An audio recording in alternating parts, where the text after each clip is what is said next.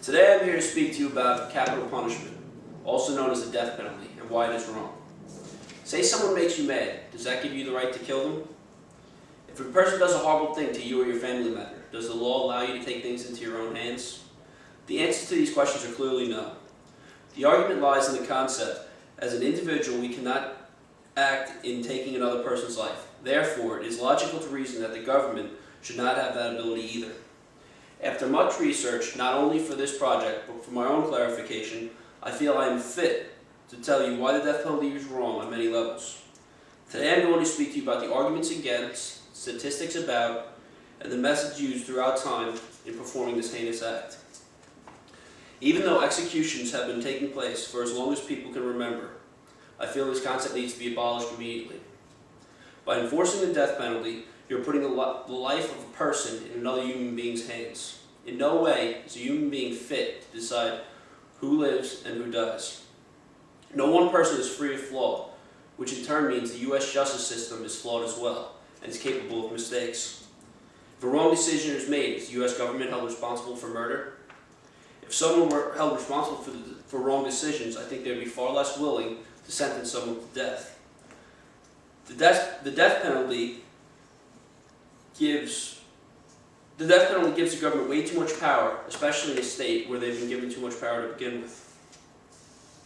Although the death penalty has been around for as long as people can remember, the most relevant statistics come from the past 31 years. Since 1976, there have been 1,047 executions. Only 11 of these have been females, the last taking place in 2005 in Texas.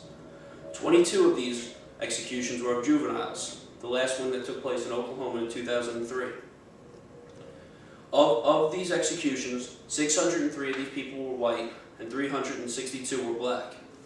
Out of the executions, 878 were done by lethal injection, 153 were done by electrocution, 11 done by lethal gas, 3 by hanging, and 2 by the firing squad.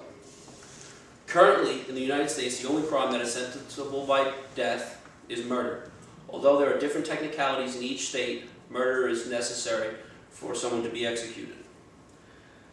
There has been many different forms of execution throughout time.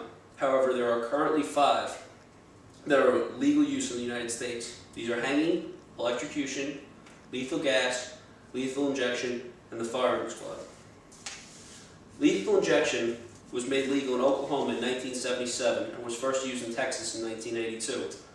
Currently, lethal injection is the only form of execution that is legal in all 50 states. Death by electrocution has been around for a longer period of time. It was first accepted by New York in 1888 and first used in 1890. By 1949, electrocution was accepted in every state.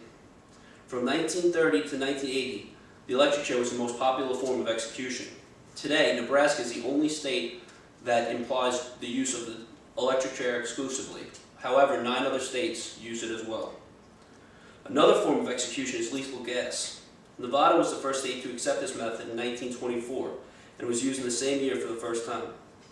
It has only been used a total of 31 times since its existence and is currently only legal in 4 states. Hanging in the United States is the oldest form of execution. However, it is only currently legal in 3 states and has only been used 3 times since 1976. The only other form of legal execution in the United States is the firing squad. There's only been 2 firing squad executions in the U.S., but is still currently legal in 3 states. In conclusion, I feel that after explaining to you some of the arguments against the death penalty, providing statistics, and describing the various methods of capital punishment, it is now apparent that this barbaric tradition needs to end. People should not be in a position to judge the ultimate fate of another human being. That is God's work. Sentencing someone to a life in prison should be the extent of the ability to seek justice when dealing with another person's life. Thank you.